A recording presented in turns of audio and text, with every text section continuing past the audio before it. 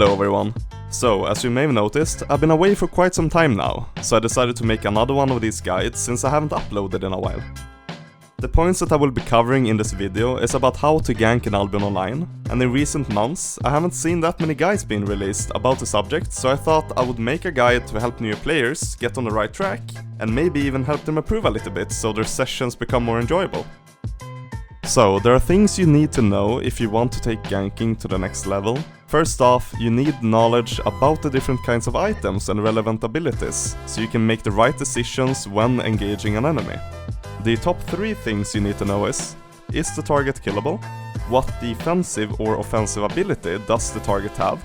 And do they have any movement abilities?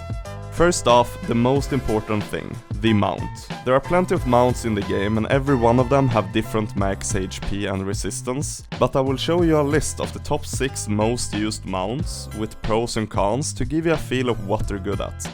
And secondly, regarding defensive and offensive abilities that are commonly used when transporting, these are the ones you will have to look out for in particular. The auto cleanse plus CC immunity for 1 second after the mount dies. The Fort Sterling cape, which is an auto cleanse on a hard CC, which also works when mounted. The assassin jacket, which is an 8-second invis, where the invis persists on damage taken. The invis potion, which is a 6-second invis, which is removed on damage taken. And then the Spectre shoes, which is a 16 seconds movable channel invis, which is also removed on damage taken. When it comes to movement abilities, this is normally where they will gain a fair amount of distance from you, so you will have to know what abilities you are able to purge based on their loadouts. It's actually pretty simple. There are a handful of abilities in the game that are either a channel or toggle ability, instead of an instant cast like normal spells. These are not super common, but you will encounter them from time to time. Examples of these are the Royal Sandals, which is a toggle, and the Scholar Sandals, which is a channel.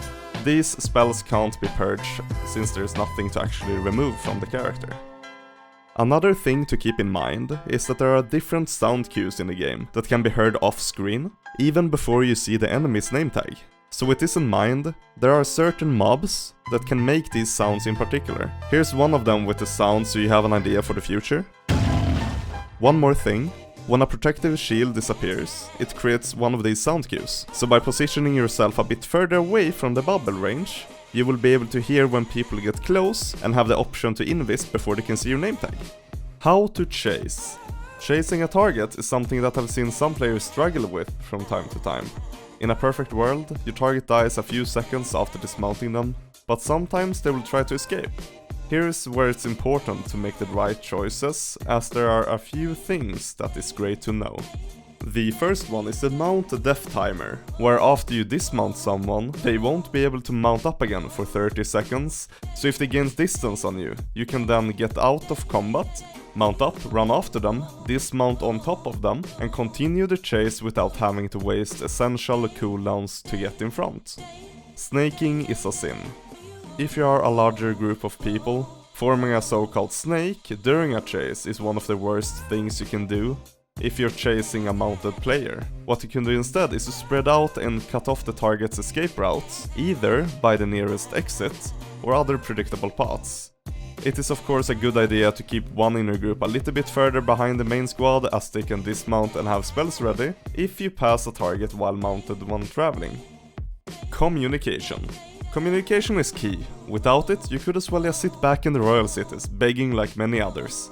It goes without saying that communication while ganking is crucial, not only if you want to catch the target, but also if you want to have an enjoyable time. The 6 steps of callouts that are crucial are the following. First off, you have the type of mount, like if the target is using a Swift Claw or Tier 3 horse. It's very important because of the differences in both HP and the speed of the mount. Then you have the status, if the target is caught, dismounted or mounted. And after that you have the type of weapon the target is using. Since many weapons have movement abilities on their W key, it's important to call this out quite early but not too late. So when the target is dismounted, you will have an easier time catching them, since you know what you will be up against. And after that, it's important that you call out the usage of mobility abilities. If the target is dismounted, make sure to call out the range of how far the target is from your position.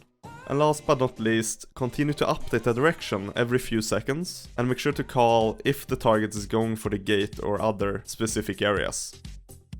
Feel free to reorganize this list, as it's just a rough estimate either way depending on the situation. Although I can't stress this enough, keep comms clear. If you don't, then you're just bottlenecking your group's potential, as irrelevant information just causes confusion. If you even remotely follow this list, I can assure you that your success rate will increase. As you know, Albion Online has an extensive list of different item combinations. Please keep in mind that this list is my own preference when running around, and I understand that some people may not agree with me on this, but that is fine. The following builds are the ones I'm personally using while ganking, so please take them with a grain of salt, as there are sometimes a more viable option, based on what type of build your target is wearing and your situation. So, my go-to builds when it comes to catching players are these two.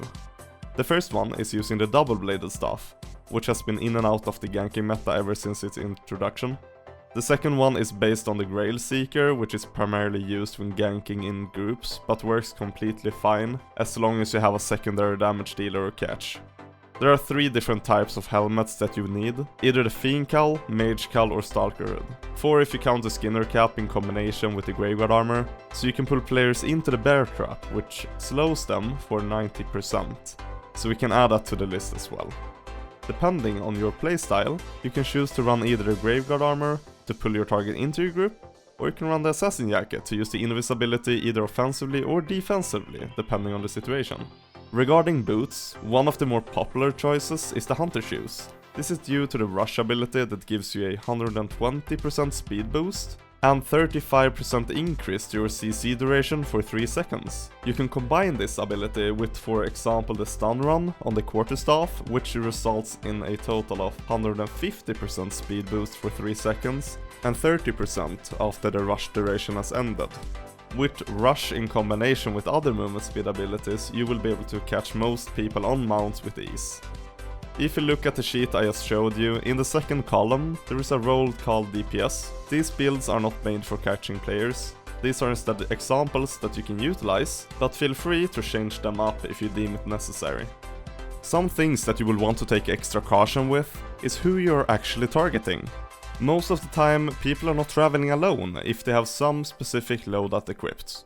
I will showcase some of these builds now on screen, but they are usually linked to CVC or other roaming gank builds. These usually indicate that there might be a group nearby, so be extra cautious when you see them. Positioning and finding viable ganking spots. Positioning is one of the more crucial things to keep in mind. Without good positioning, you will have a harder time to actually proceed with the catch when they approach. So, when we're talking about stationary ganking, you have 2 options. Either being stacked or spread, both of which works, but it also depends on the map you play on. Some maps have a tendency to make players walk through certain chokes, and that is one of the things you can exploit. So I'm going to show you guys an example of a good spot to catch players off guard while running back and forth from the Royals to the Black Zone. Sure, it's not a smart move to show a good spot, but I feel like it's more important that I use personal experience in this guide so the information is as accurate as possible. Since the targeted map has a higher than average number of hideouts, the traffic will be more frequent in comparison to other zones. The point of this is to sit in the predicted path of the player, so you can rush them and catch them off guard. This type of ganking is generally more boring, since you will be sitting still for the majority of the time. But in order to catch someone transporting, being dismounted before they see you is in your best interest. In the image above you can see one of the optimal positions, whereas the second picture is made if you want to hold the entire west side of the map. In this case, you will need a buddy or more to make it viable, since you have to spread out. So I would say the south one is the better one of the 2, since what I've seen, the more juicier transports think it is safer to hug the zone wall, which is their first mistake.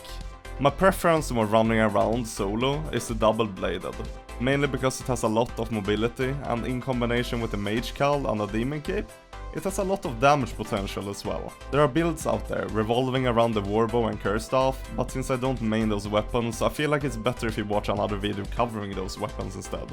My preference when it comes to 3-man content is 1 catch, 2 hard DPS, or swapping 1 DPS to a dot DPS instead, so a cursed staff in this case.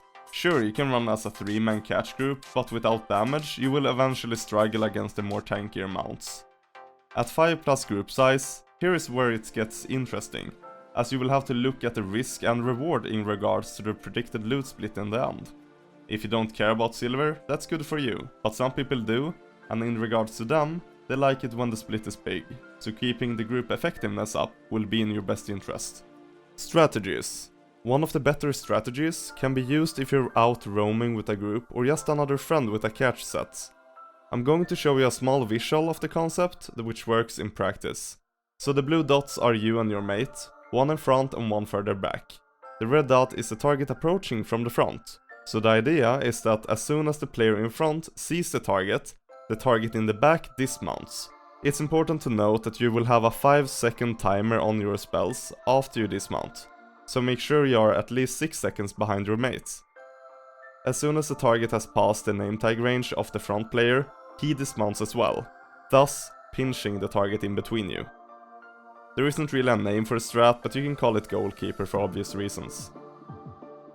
Usage of scouts. What you usually see is a naked, on cheap gear at zone gates, sometimes with a few gear pieces on them to not look suspicious. If you want to use one, feel free. But there are some pros and cons to keep in mind. The pros of having a scout is that you will be more ready towards the confirmed direction of your target, and thus being able to listen to mount footsteps more closely, as well as knowing what type of gear you can expect trying to catch. What not to do. The most important thing to not do as a scout is to spook the target. This can easily be done just by following the target and showing that you have an interest in their position or direction. This will in turn usually make it harder to catch the target in the end.